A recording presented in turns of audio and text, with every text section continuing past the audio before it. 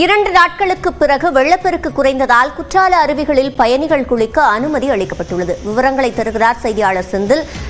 இந்த அனுமதியின் போது ஏதேனும் இதற்கென்று நிபந்தனைகள் விதிக்கப்பட்டிருக்கா?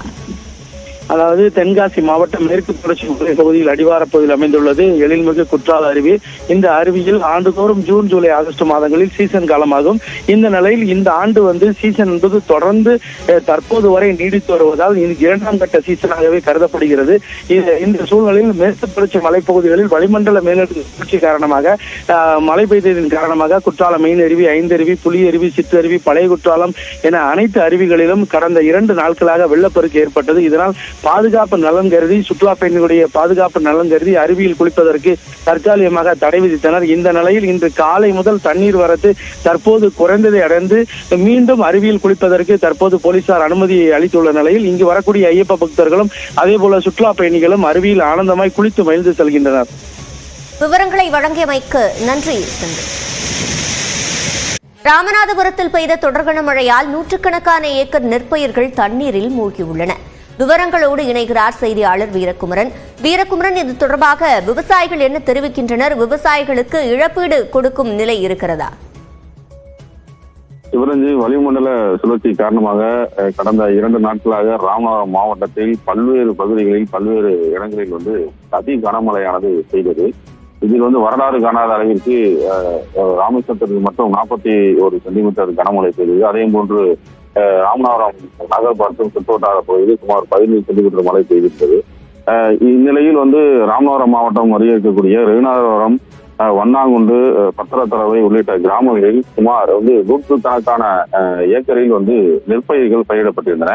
இந்த அதிகனமழையின் காரணமாக அப்பயிர்கள் அனைத்தும் நீரில் மூழ்கி அழுகக்கூடிய நிலைக்கு தள்ளப்பட்டுள்ளன. அதாவது நேற்று முன்தினம் பெய்த கனமழையின் காரணமாக, அதாவது கடந்த 2 நாட்கள் முன்னாக பெய்த கனமழையின் காரணமாக நீரில் மூழ்கிய பயிர்கள் அனைத்தும் வாய்க்கால்கள் வெட்டப்பட்டு நீர்கள் வெளியேற்றப்பட்டன. இந்நிலையில் நேற்றும் பெய்த கனமழையினால் அந்த நீரானது வெளியேற்றுவதற்கு மிகவும் சிரமமான நிலையில் மீண்டும் நீரில் மூழ்கிய அந்த அனைத்து பயிர்களும் சுமார் 100 ஏக்கர் மேற்பட்ட பயிர்கள் நீரில் மூழ்கிய நிலையில் தற்போது அது தண்ணீர் வடியாத நிலை உள்ளது.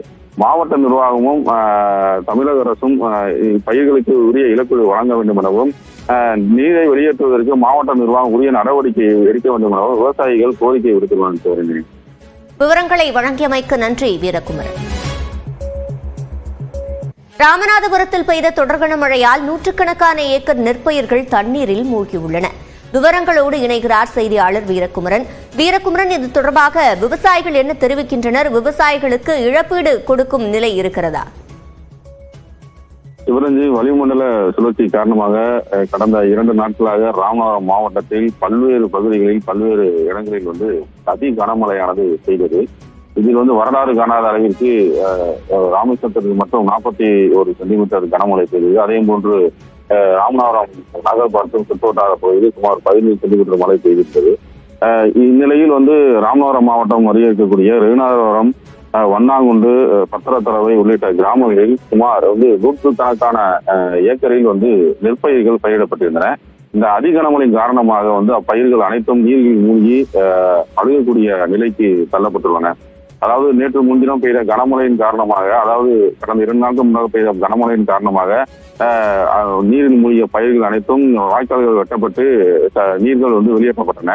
இந்நிலையில் நேற்றும் பெய்த கனமழையினால் அந்த நீரானது வெளியேற்றுவதற்கு மிகவும் சிரமமான நிலையில் மீண்டும் நீரில் மூழ்கிய அந்த அனைத்து பயிர்களும் சுமார் 100 ஏக்கர் மேற்பட்ட பயிர்கள் நீரில் மூழ்கிய நிலையில் தற்போது அது தண்ணீர் வடியாத நிலை உள்ளது.